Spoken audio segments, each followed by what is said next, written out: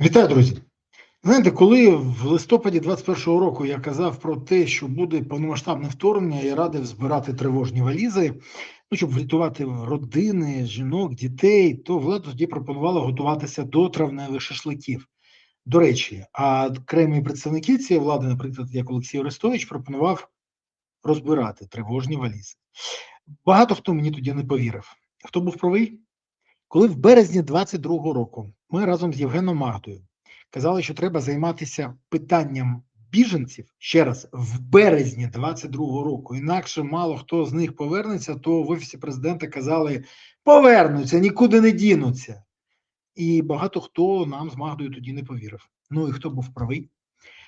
Коли наприкінці січня 24-го року я повідомив про те, що Зеленський буде, прийняв рішення і буде звільняти головнокомандуюча ЗСУ Залужного через ревнощі до його рейтингу, довіри та популярності у народу, то вийшов прес-секретар Зеленського і сказав, що Залужного не будуть звільняти. І багато хто цьому повірив, навіть окремі говорячи голови Банкової почали розповідати, кому ви вірите, наприклад, Лачин.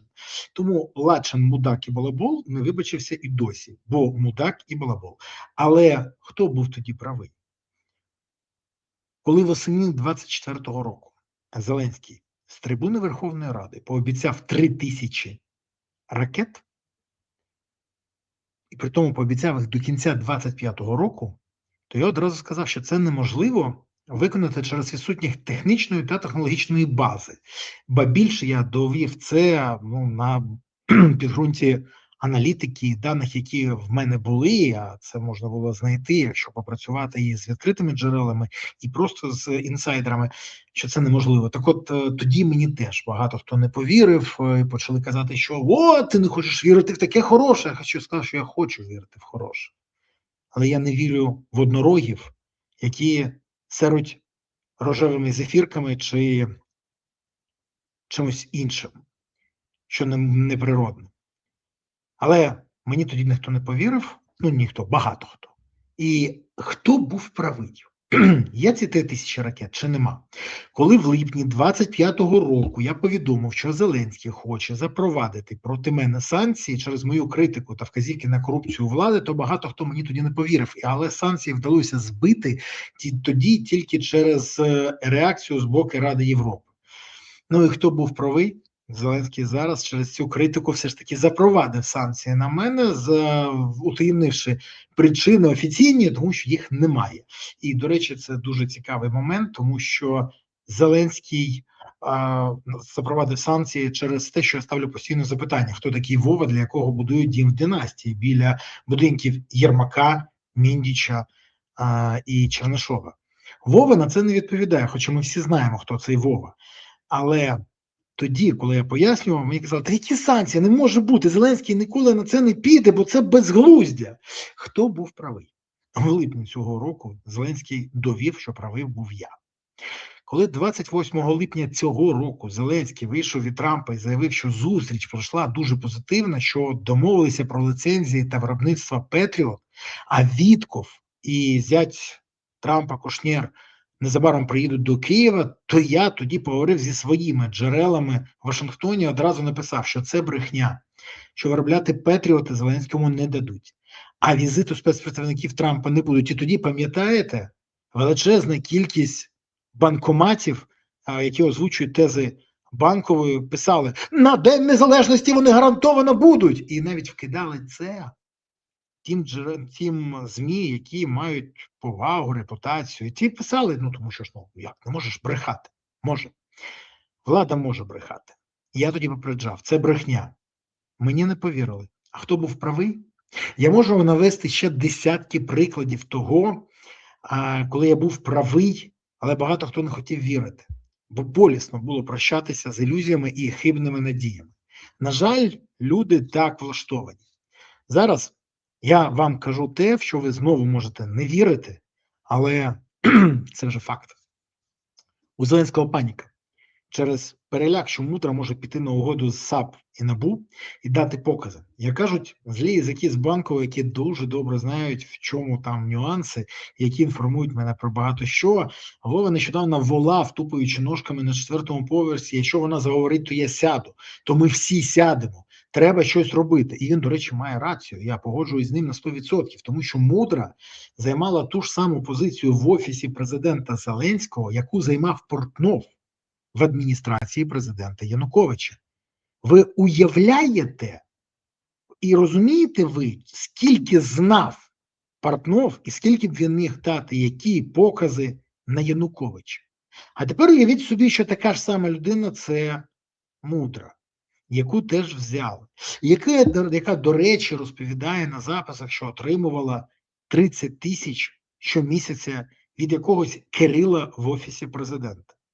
Досі невідомо, хто ж цей Кирил, але українські ЗМІ почали натякати, що це Кирило Буданов. Не знаю, тут запитання, мабуть, до пана Кирила і до наших антикорупційних органів, щоб вони сказали, хто це. Але відверто мене турбує трохи інше. Мене турбує, що переляк Зеленського саме через те, що Мудра може розповісти, це може призвести до наслідків, які Зеленський буде намагатися гасити. А саме, наприклад, атакувати НАБУ і САП. Для мене не є таємницею, що Зеленський давно вже планує атаку, є деякі підозри очільникам НАБУ і САП, є підозри заступникам, їх готують. Бо Зеленський не може пробачити, що Міндіч, Єрмак, і навіть його кум Чернишов, кум Зеленського, не Єрмака, з підозрами в корупції, з величезними заставами. Застав, до речі, вже більше, ніж на мільярд. Це більше, ніж 2 мільйони FPV-дронів. Уявляєте собі, 2 мільйони FPV-дронів, якщо би потрапили в руки Збройних сил України.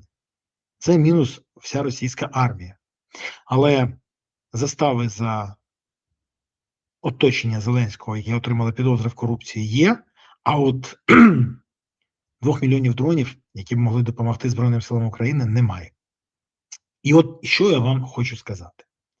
Коли закінчиться імунітет Зеленського як президента від переслідування з боку антикорупційних органів, то ви дізнаєтесь про Вову таке, від чого офігієте. Можете мені знову не вірити, але, як ви вже бачите, кожен раз на запитання, а хто правий, відповідь відома. А ще ви офігієте від цинічності та ницісті цієї влади, від того, що вона робила з грошима наших партнерів, що вона робила з допомогою, гуманітаркою, що вона робила для того, щоб взяти під контроль всі грошові потоки. Мова не про одного Зеленського, до речі, про багатьох людей. Про те, наприклад, як взяли і почали збирати бабло за виїзд з України, за вихід із ТЦК, за все.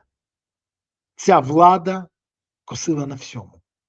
А ще ви офігієте від того, що саме Зеленський стоїть на чолі ОЗУ династія та у темі і в долі у всіх питаннях, які там є. НАБУ ж поки нічого не говорить про Вову, і про це теж не говорить, а покази вже є.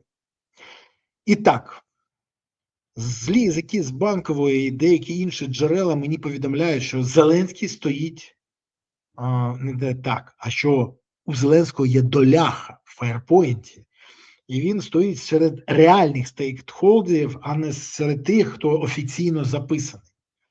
І про це мені казали ті люди, які дуже добре знають, про що йде мова. Можете знову не вірити, а згодом дізнаємось, хто був правий. До речі, напишіть в коментарях, як думаєте, я буду правий? Чи ті, хто напишуть в коментарях, все це брехня, неправда, просто Березі вдавалося вгадати кожен раз. Напишіть в коментарях, що ви думаєте про це. Ще напишіть, звідки ви дивитесь, куди закинула вас доля. Пишіть, це важливо. І дивитесь ви через VPN або без VPN, це теж важливо. Окремо прохання, поставте вподобайку, каналу потрібна підтримка. Підпишіться, прокоментуйте, поширте відео. Ну і не забувайте головне, підтримувати ЗСУ. Донайте на ЗСУ, приєднуйтесь до ЗСУ.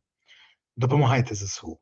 Бо ЗСУ – це запорука того, що у України є майбутнє. Тож гуртуємося навколо потреб ЗСУ, щоб у України було гідне майбутнє.